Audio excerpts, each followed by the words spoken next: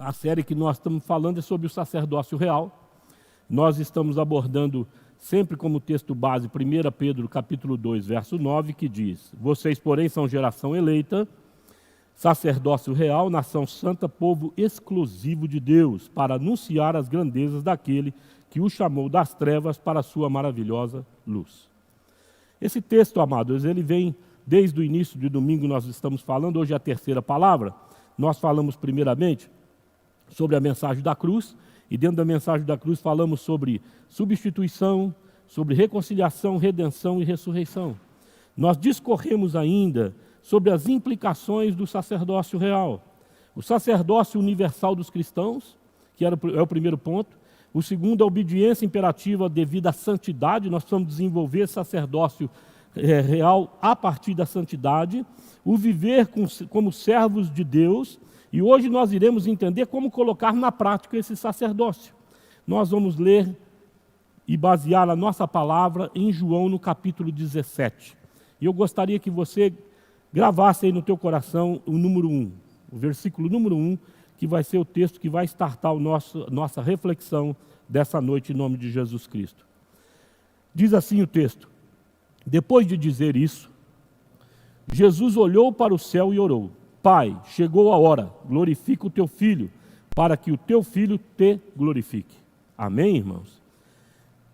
A hora que Jesus fala, chegou a hora. Que hora é essa? Que hora que Jesus está enfatizando? É a hora de fazer a transição do sacerdócio de Jesus Cristo de Nazaré para a vida dos seus discípulos. É uma hora crucial. Tudo dependia dos discípulos de Jesus hospedarem, acolherem esse sacerdócio universal, esse sacerdócio real para si e desenvolver aquilo que aprenderam com o nosso Senhor Jesus Cristo. Ou seja, aquela hora era a hora crucial para que esse sacerdócio fosse delegado a eles e eles glorificassem a Deus através das suas vidas. Se desejamos obter êxito efetivamente neste sacerdócio que nos foi confiado, a partir do nosso Senhor Jesus Cristo, nós precisamos prestar atenção nesse texto para perceber como que Jesus agiu. E eu me propus a falar com você nessa noite sobre alguns pontos, algumas ações que Jesus desenvolveu a partir desse texto para junto aos seus discípulos para servir de um norte para as nossas vidas, enquanto fazendo discípulos, enquanto pregando a palavra de Deus, enquanto ministrando sobre eles as nossas intercessões, ministrando sobre ele a visão que Deus tem dado a nós em relação aos nossos discípulos, sejam eles os nossos filhos biológicos, sejam eles os nossos filhos espirituais. Amém, irmãos? Em João, no capítulo 17, no versículo 6 e 8, diz assim: eu revelei teu nome àqueles que o mundo me deste. Aquele que do mundo me deste. Eles eram teus, tu os deste a mim, e eles têm guardado a tua palavra. Agora, eles sabem que tudo que deste vem de ti, pois eu lhes transmiti a palavra que me deste, e eles as aceitaram. Eles reconheceram de fato que vim de ti e creram que me enviaste. Aleluia, irmãos. Primeira lição que nós tiramos desse texto, enquanto desenvolvimento desse sacerdócio real na prática, é que devemos pregar e discipular a vida daqueles que o Senhor tem confiado nas nossas mãos. É Deus quem dá esses discípulos a nós. Amém, irmãos? 3 verdades importantes expressas nesse texto que devemos colocar em prática enquanto sacerdotes. Primeira delas é que Deus é que nos dá os discípulos. Os discípulos pertencem a Deus. Pastor não tem discípulo próprio, no sentido de falar, são meus. Evidentemente, ele assume o papel de ser mentor, de ser o discipulador, de ser o mestre daqueles, mas eles pertencem a Cristo. Aleluia, irmãos? Nós precisamos ter isso em mente, porque às vezes Papai do Céu tira um dos nossos discípulos e projeta ele em outra situação, e nós não devemos ficarmos aí amargurados, chateados, em função de uma opção de que um discípulo faz ou outro. De repente tem um desígnio de Deus nesse processo. E nós temos que estar em paz nesse sentido, que é Deus quem nos dá. E aquele que Deus nos dá, permanece conosco. Aleluia, irmão.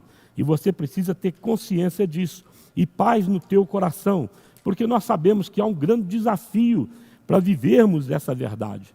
Porque hoje em dia há um vai e vem terrível, e eu não julgo isso divino, não julgo isso direcionamento de Deus, acho isso muito humano, a igreja está muito humanista nesses dias, e é reprovável. Eles deveriam então primar por esse vínculo de Deus e manter, mas temos que entender que há momentos que Deus envia outros. Há exemplo de Barnabé e de Paulo, se separaram em determinado momento, Deus assim permitiu, ou a sua vontade permissiva assim imperou, e eles continuaram servindo a Deus, fazendo a obra do Senhor. Aleluia! Nome de Jesus. Primeira coisa que nós precisamos aprender nessa pregar e discipular: ensinar através do exemplo de vida. Não há como ensinar a palavra de uma maneira teórica. Não há como ensinar a palavra de Deus de uma maneira tão simplesmente distante, sem estar comprometido com o nosso discípulo, com as pessoas que andam conosco. O discipulado, ele nos desafia, e a nossa pregação deve ser norteada pela palavra de Deus, precedida pela atitude daquele que prega, e de guardar esses nossos discípulos e essa nossa pregação, esse nosso testemunho através da oração. A palavra de Deus vai dizer assim no Salmo 119, verso 11: guardo no meu coração a tua palavra para não pecar contra ti. Ou seja, se você quiser desenvolver um bom discípulo, guarde a palavra do Senhor no seu coração.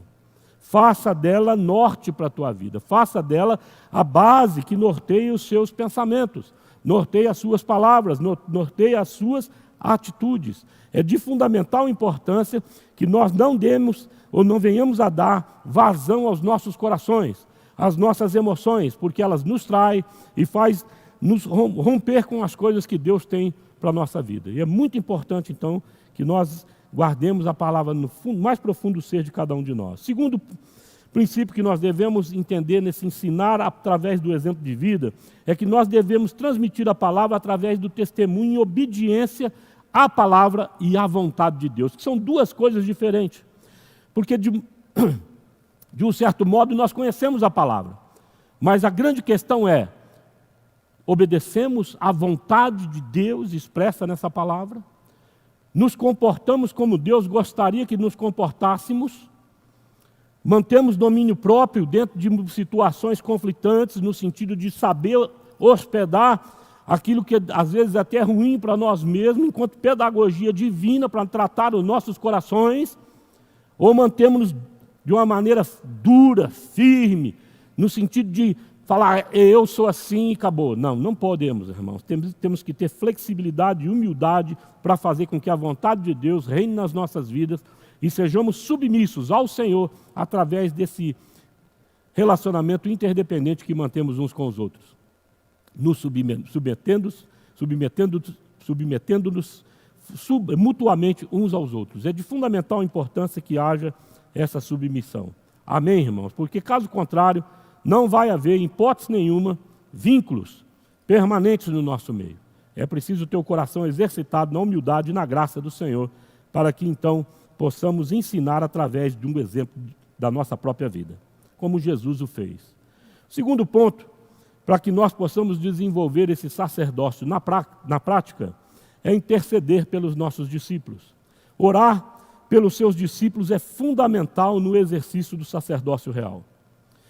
O maior desafio aqui é o que seus discípulos desenvolvam e cresçam à semelhança de Jesus Cristo. Quando nós falamos de intercessão, pensamos em orações e no sentido de estarmos em contato com Deus e buscarmos ter consciência daquilo que está acontecendo. E normalmente o pastor, e a maioria de nós, oramos pelas coisas que a gente está vendo. Mas nós não oramos de uma maneira diretiva, no sentido de objetivar o crescimento dos nossos discípulos e dos nossos filhos à semelhança de Jesus. Com 24 anos de experiência pastoral, a gente nota isso de uma maneira muito clara na igreja. É um viés natural. Nós oramos para que o Senhor guarde os nossos filhos do mal, nós oramos para que eles tenham um bom desenvolvimento na sua vida, para que eles dê certo num relacionamento, para que eles vá bem também no trabalho. Enfim, nós oramos e cercamos os nossos filhos e aqueles que Deus nos confia enquanto discípulos das coisas que vemos. Mas temos orado no sentido deles se parecerem com Jesus Cristo de Nazaré? Temos orado para que eles se assemelhem ao nosso Senhor, para que eles adotem para si o estilo de vida de Jesus, ou nós queremos que eles desenvolvam o estilo de vida e aquilo que nós gostaríamos que eles fizessem? Nós precisamos rever muito a nossa oração nesse sentido. Precisamos voltar à base, voltar à raiz do Evangelho e perceber que Deus nos chamou, enquanto sacerdócio santo, para propagarmos a palavra de Deus e a vontade de Deus. E a vontade de Deus expressa no Espírito Santo, de forma prática, é transformar a minha vida e a sua vida à semelhança de Jesus Cristo de Nazaré. Nós precisamos parecer com Jesus cada dia mais em nome de Jesus Cristo. E você deve ser o modelo de alguém que se amolda à mente de Jesus. Não dá para você discipular alguém se você não estiver disposto ou disposta a servir de referência enquanto uma pessoa que está se amoldando. Ou seja, quando você erra, você reconhece o seu erro. Quando você acerta, você tem que agradecer a Deus, ter uma postura tal qual Jesus Cristo de Nazaré, de submissão plena à obediência à vontade de Deus expressa na palavra do Senhor. Ter esse senso de missão. Os nossos filhos vão perceber isso, que nós queremos que eles cresçam, que eles, em nome de Jesus, façam aquilo que Jesus espera que eles façam. Façam aquilo que Jesus tem como propósito para cumprir na vida deles. E eles aprendem isso olhando para nós, os pais, olhando para você, pastor, para você, líder. Ele não consegue fazer isso tão simplesmente lendo a palavra de Deus. Ele consegue fazer isso com mais praticidade, com mais facilidade, quando ele percebe que o outro vive essas mesmas realidades. Amém, irmãos? Em nome de Jesus. Segundo, ainda intercedendo pelos discípulos, é preciso interceder e ter entendimento para que eu intercedo. Quais foram as áreas de intercessão que cativou Jesus em João 17? Por que ele assim o fez? Vamos entender aqui alguma coisa a partir do versículo 11. Primeira coisa que Jesus ora é por proteção da unidade entre eles, para com Jesus e Deus Pai. Diz assim o texto: não ficarei mais no mundo, mas eles ainda estão no mundo. E eu vou para ti, Pai Santo, protege-os em teu nome, o nome que me deste, para que sejam um, assim como somos um. João 17, verso 11. O verso 15 diz assim: não rogo que os tire do mundo, mas que os proteja do maligno. Primeira coisa que nós precisamos aprender com esse texto: é preciso discernir o coração e as fraquezas dos nossos discípulos. Discípulos do nosso Senhor Jesus Cristo, todos eles têm fraquezas, têm tendões de Aquiles, têm áreas vulneráveis. Alguns não são ensináveis, outros são reativos, outros são apáticos, outros são melancólicos, não suportam as aflições da vida e se escondem com medo de se mostrar para o mundo, no medo do fracasso. Outros ainda, amados, por insegurança, criam sistemas em torno de si. Outros são dominadores, também demonstrando insegurança, tentam fazer tudo do seu jeito, da sua própria maneira. Nós precisamos entender que nós fazemos parte desse balaio, desses problemas emocionais e comportamentais que todo ser humano tem. Então, quando vamos interceder por um discípulo, por um filho, nós temos que perceber esse viés negativo na vida deles e repreender isso e trabalhar em nome de Jesus com ações práticas para que eles cresçam e se tornem homens e mulheres resolvidas, homens e mulheres cheios do Espírito Santo, homens e mulheres solução, homens e mulheres em nome de Jesus que vive a liberdade que há em Cristo, amado. Nós precisamos, em nome de Jesus, observar bem as fraquezas dos nossos discípulos, para que eles não cedam a elas, mas antes resista e consiga superar cada uma delas em nome de Jesus. Também devemos discernir os ardis e apelos que a sociedade promove para a vida dos nossos discípulos, que possam desviá-lo do propósito de Deus.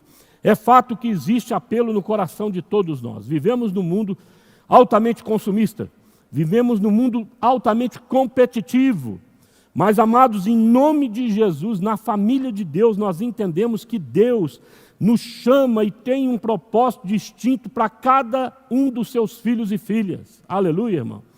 Tem algo especial e singular para a tua vida. Você não precisa, em hipótese alguma, competir dentro desse ambiente de serviço que você presta ao Senhor Jesus Cristo.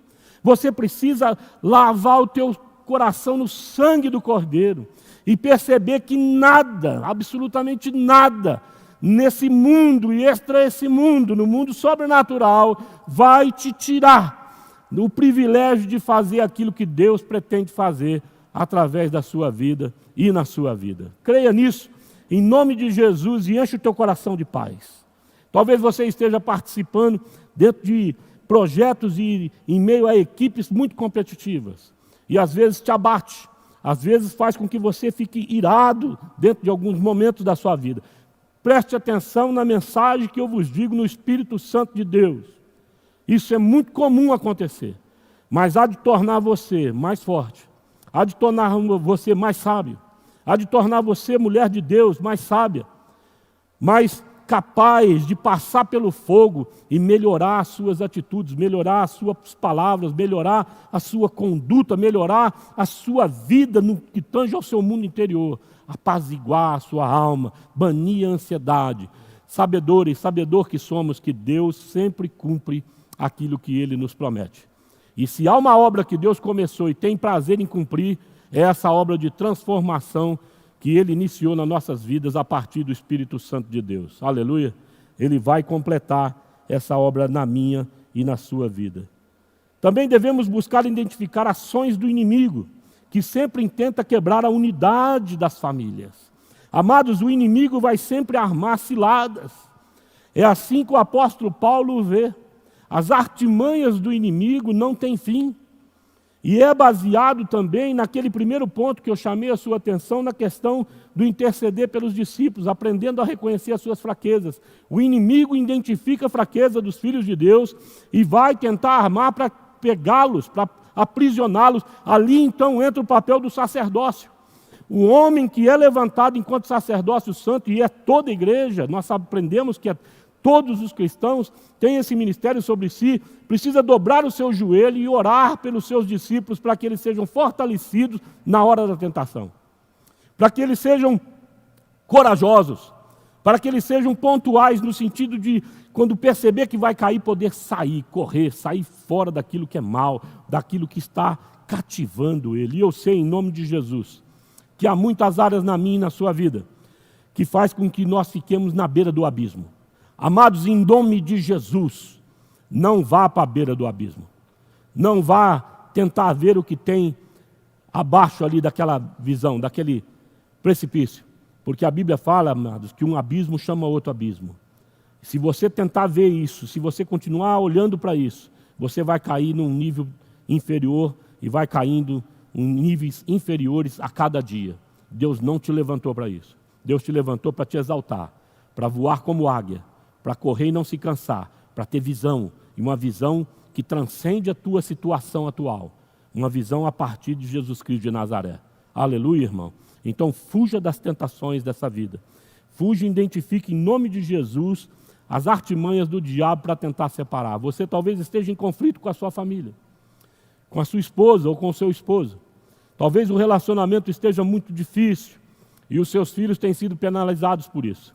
Talvez você esteja com dificuldade com seus próprios entes queridos, ou com a sua própria igreja, com o seu trabalho. Em nome de Jesus, traga paz para esse relacionamento. Chame para si a responsabilidade de ser um pacificador desses relacionamentos. Não admita quebrar a unidade, porque este é o alvo principal da parte de Satanás em relação à vida daqueles que professam o nome do nosso Senhor Jesus Cristo, que são discípulos de Cristo. E nós, enquanto sacerdotes, precisamos interceder para os nossos discípulos não cair nesse ardil do inimigo. A Bíblia fala assim em Efésios, no capítulo 4, no verso 3. Façam todo esforço para conservar a unidade do Espírito pelo vínculo da paz. E para fechar esse raciocínio de intercessão pelos discípulos, nós precisamos, amados, denotar a alegria que Deus nos dá enquanto filhos de Deus, a alegria que vem da parte do Espírito Santo, é um imperativo da parte de Deus. Agora diz assim, no capítulo 17, verso 13, Vou para ti, Jesus falando ao Pai, mas digo estas coisas enquanto ainda estou no mundo, para que eles tenham a plenitude da minha alegria. Pergunto para você, que alegria Jesus teve enquanto passou por aqui? Jesus não teve uma vida fácil. Jesus, segundo a narrativa de Isaías, era como raiz de uma terra seca, sem beleza, sem formosura. Era um homem marcado por dores, um homem marcado por aflições, a ponto de dizer para nós que no mundo nós teríamos aflição, mas que tivéssemos bom ânimo, porque venceríamos o mundo, a exemplo do que Jesus o fez. Mas qual é a alegria que norteava o coração de Jesus Cristo de Nazaré? Enquanto houver dentro da sua casa, enquanto houver na igreja, alguém que olhe para o céu e diga assim: Pai, a minha vida te pertence, usa a minha vida, direciona a minha vida, faz aquilo que o Senhor deseja fazer na minha vida. Amado, você enche o coração de Jesus de alegria e enche o coração do seu pai, da sua mãe, dos seus pastores, dos seus líderes de alegria. Porque sabemos que não há melhor decisão a se tomar nessa vida. Quando um homem e uma mulher tomam essa decisão, quando um filho toma essa decisão, consagrando a vida dele ao Senhor, nós já temos a convicção de que ele adotou um estilo de vida sobre modo excelente. Parecer-se com Jesus, agir como Jesus, é extraordinário enquanto valores e princípios e um vínculo perpétuo de amor, de graça, nos relacionamentos que mantemos uns com os outros. Tudo que passar disso, amado, possa ter certeza, tudo que estiver a parte desse conceito, pode ter certeza que não é oriundo de Deus. Nós precisamos repreender isso em nome de Jesus Cristo. Amém, queridos? Em nome de Jesus, guarda bem essa palavra no teu coração. O mundo e a obra geram estresse e também motivos de grande tristeza nos nossos corações. João 16, verso 33, Jesus vai dizer assim, olha: eu lhes disse essas coisas para que em mim vocês tenham paz, neste mundo vocês terão aflições, contudo tenha ânimo, eu venci o mundo. Só repetindo para você o endereço, João 16, verso 33. Anime-se, seja forte, não desista em hipótese nenhuma da sua família, da sua igreja, dos seus amigos, seja firme, em nome de Jesus, não importa o que de repente aconteceu nos bastidores, repreenda isso, restaura a aliança de amor, restaura a aliança de fidelidade e caminhem juntos para a glória e honra do Senhor, porque a unidade, amados, é o desejo de Deus para a vida dos seus discípulos e é o alvo das nossas orações. A Bíblia em Gálatas, no capítulo 4, no verso 19, vai dizer assim, olha: meus filhos, novamente estou sofrendo dores de parto por sua causa, até que Cristo seja formado em vocês. Não é fácil você gerar um discípulo, não é fácil você criar um filho e educá-lo. Você vai passar a vida toda trabalhando nesse ministério, porque nós passamos a vida aprendendo. Um bom discípulo de Jesus, e nós devemos orar para isso, ele vai ser sempre um bom aprendiz. Quando ele migrar para dentro de uma situação onde tem resposta para tudo, sabe tudo, é sinal de que ele já caiu do princípio básico de ser um discípulo de Jesus Cristo. É preciso retornar ao primeiro amor e perceber que nós não somos nada, que nós somos barro, que em nome de Jesus não sabemos absolutamente nada da grandiosidade, da magnitude, da bondade, do amor, da existência desse nosso Deus. Sabemos muito pouco do nosso Deus. Então, amados, alegre-se sempre, como diz Filipenses 4, verso 4. Alegre-se sempre no Senhor. Novamente direi, o apóstolo Paulo diz, alegre-se. Por que alegrar-se? Novamente eu torno aqui a instalo nesse sentido. No nome de Jesus, olhe para os seus filhos. Enche o teu coração com a palavra de Deus. Diga aí dentro do teu coração em oração, ele foi gerado para dar certo. É homem de Deus, é mulher de Deus. Vai ser transformado pelo poder que há no Espírito Santo. Deus tem um propósito para a vida daqueles que Ele confiou nas nossas mãos, amado. E nós precisamos, em nome de Jesus, guardar isso com firmeza no nosso coração. Terceira mensagem aqui é interceder pelos filhos dos nossos discípulos. Eu fico encantado com essa visão familiar que a palavra de Deus nos proporciona. A palavra vai dizer de modo muito claro, a partir do versículo 20 e 21, em João 17, minha oração não é apenas por eles. Eles quem? Os discípulos originais de Cristo. Rogo também por aqueles que crerão em mim, por meio da mensagem deles, para que todos sejam um. Pai, como tu estás em mim e eu em ti, que eles também estejam em nós, para que o mundo creia que tu me enviaste. Ou seja, nós precisamos transcender a nossa oração, irmos além do nosso próprio filho, dos nossos próprios filhos biológicos e espirituais. Nós precisamos orar pelos filhos espirituais dos nossos discípulos. Nós precisamos olhar no futuro. Então gere bem esses discípulos. Seja firmes, seja um homem reto, seja uma mulher reta, seja aquele que observa bem a palavra e a vontade de Deus. Nunca somente a palavra, amado. É preciso aplicar essa palavra, viver essa palavra, ser exemplo vivo dessa palavra, pagar esse preço que Deus deseja que paguemos no nosso ir e vir. E vai ser bênção para a nossa vida, porque quem assim procede, alinha-se a essa vida abundante que o Senhor Jesus nos prometeu. Prosperará em todas as áreas da sua vida, amado. Então alinhe-se para os seus discípulos também. Tenham um temor santo que, saindo do caminho do Senhor, vão perceber logo que essa prosperidade divina já não se instala mais ou não o acompanha. É como o filho pródigo que abandonou o seu pai, levando lá para gastar de uma maneira inadvertida, de uma maneira irresponsável, os recursos que não lhe pertenciam. Acabou dentro de um chiqueiro. Então é muito importante que os nossos discípulos vejam em nós a nossa firmeza em se manter, apesar das adversidades, apesar das lutas, como discípulos do nosso Senhor Jesus Cristo. Firmes, em nome de Jesus. Eu fico encantado por isso então, porque nós geramos filhos e podemos aqui aplicar que geramos netos também. Pessoas que vão olhar para nós como avós, como mestres, como pessoas que cumpriram o seu ministério. Seja assim, em nome de Jesus, a minha e a sua vida. Que possamos chegar no tempo de jubilar, no tempo de passar o bastão e falar assim, olha, valeu a pena. Cumpri meu ministério, né? Guardei a fé, como o apóstolo Paulo fala de si mesmo, que essa palavra seja uma verdade na sua vida e para a sua família. Qual o objetivo dessa intercessão pelos nossos netos, vamos dizer assim? Também é a unidade, é promover unidade. Por quê? Porque o homem tem uma inclinação miserável, uma inclinação diabólica, marcada pela individualidade, marcada pelo oportunismo de querer marcar tudo que faz com a sua carinha, com o seu semblante, com o seu jeitinho. Amados, em nome de Jesus, repreende isso na sua vida. Te falo isso de conhecimento de causa. A gente precisa pôr guardas nos nossos olhos, na nossa boca, no nosso jeito, porque senão nós geramos discípulos parecidos conosco. E nós devemos gerar discípulos parecidos com Jesus. Amém, irmãos? Por último, visão de futuro. Qual a influência e relevância que você gostaria de ver os seus discípulos terem na nossa sociedade? Na igreja. Que tipo de igreja você gostaria de congregar amanhã? É essa igreja que deve capturar o teu coração e você deve projetá-la em visão na vida dos seus discípulos. Você precisa orar por eles nessa direção. E precisa orar para que eles também aprendam a formar os seus próprios discípulos. A resposta de hoje para nós, nesse sentido, é que esses valores e princípios e atitudes vão forjar, meus valores e princípios vão forjar a vida dos nossos discípulos.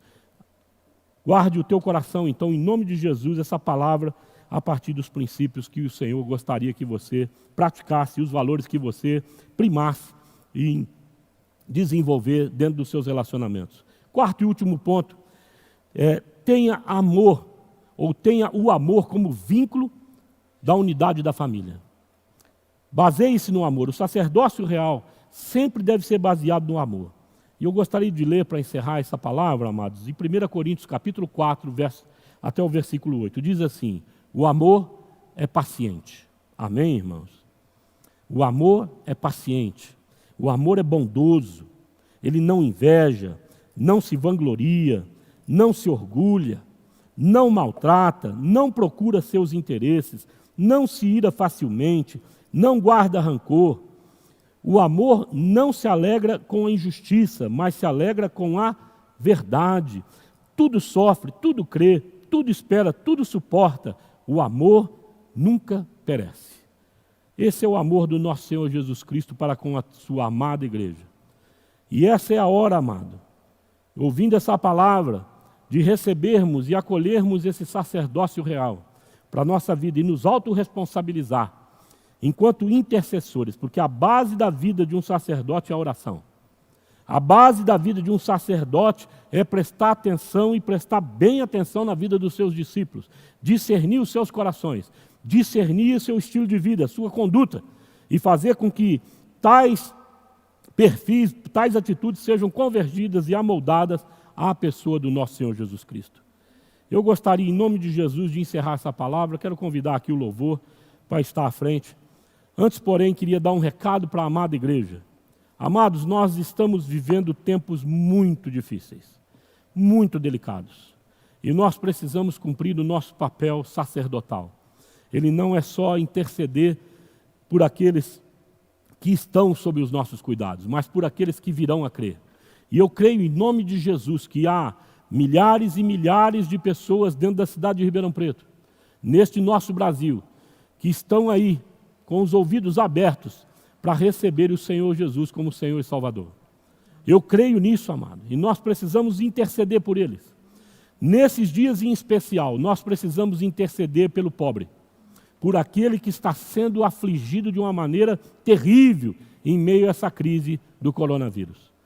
Em nome de Jesus, a palavra que eu digo agora, amados, a vocês enquanto alerta, enquanto denúncia, enquanto em nome de Jesus, palavra profética, é que nós não podemos, como igreja, nos calar diante do que está acontecendo.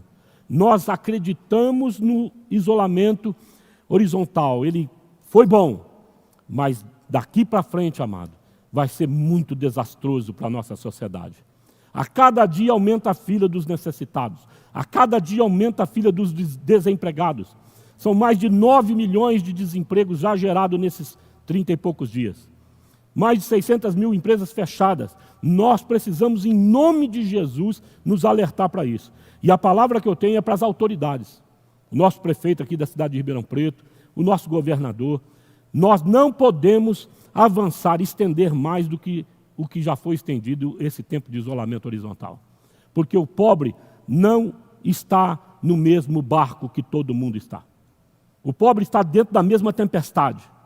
Eu postei nas redes sociais um texto que o pastor Roberto Inhaus me enviou, de que há muitos passando por essa tempestade dentro de iates, outros dentro de botes salva-vida, outros dentro de canoas, mas o pobre tem uma jangadinha, e se tiver, está indo de boinha para dentro da tempestade. Nós não podemos inibir esse povo de buscar o seu sustento. A liderança da comunidade de Cristo crê assim, os nossos pastores está alinhando, já se alinhado no sentido de entender que esse isolamento tem que chegar ao seu fim. Em nome de Jesus, fica aqui a palavra da comunidade de Cristo, a palavra dos pastores dessa igreja, que nós queremos e desejamos que as nossas autoridades afrouxem esse isolamento e retome a normalidade, mesmo que seja com prudência e que de fato tem que ter, mesmo que seja adotando regras, tem que ter, mas a sociedade precisa voltar a funcionar normalmente. Gostaria de orar com você em nome de Jesus e convidar você para adorarmos o Senhor com o último cântico aqui. Pai, é a Tua palavra e nós queremos em nome de Jesus sermos fiéis a essa palavra. Nós queremos pegar o que o Senhor fez na cruz por nós, o resgate que o Senhor nos fez, e nós sabemos que esse resgate veio para nos fazer e nos constituir sacerdotes nessa terra, um sacerdócio real, um sacerdócio santo, homens e mulheres consagradas a Ti. Pai, em nome de Jesus, eu creio, em nome de Jesus, que nesses dias a Tua igreja está sendo alinhada para proceder conforme a Tua vontade. Em nome de Jesus, nós intercedemos pelos nossos discípulos, pelos nossos filhos, para que o Senhor os livre do mal, para que o Senhor os mantenha unidos em meio às crises da vida, para que o Senhor mantenha as famílias unidas, para que o Senhor, em nome de Jesus, faça com que os filhos dos nossos discípulos, meu Deus, também sejam grandemente prósperos, enquanto sacerdócio real, enquanto dispenseiros da Sua graça. Estende a Tua mão também de misericórdia ao pobre, aquele que sofre a aflição da crise que estamos passando. Faz com que, no nome de Jesus, a sociedade se levante. Porque sabemos, já se mostrou ineficiente, incapaz ao longo dos anos de fazer justiça. Então, Pai, levanta gente justa, gente que pode ajudar para fazer com que a justiça do Senhor alcance aquele que está excluído da sociedade, que está sofrendo. Ó Deus, na outra ponta, que nós nem percebemos, porque não sabemos como viver como eles. Oramos por eles e pedimos, guarda a vida deles, Senhor. Põe a tua mão de bênção, traz cura, traz graça e normalidade para a nossa sociedade. Nós oramos assim em nome de Jesus Cristo. Fica conosco. Entra no nosso link, curte a página, vai lá e se vincule ao nosso canal. Em nome de Jesus, passe a receber as mensagens da comunidade de Cristo. Você vai passar a perceber que essa família tem um comprometimento com o bem-estar das pessoas, tem um comprometimento em nome de Jesus com a verdade, tem um comprometimento com aquilo que Deus deseja que nós façamos e sejamos relevantes enquanto vontade de Deus na nossa cidade. Essa é a palavra que nós temos no teu coração nessa noite. Que Deus te abençoe ricamente. Louve o Senhor conosco.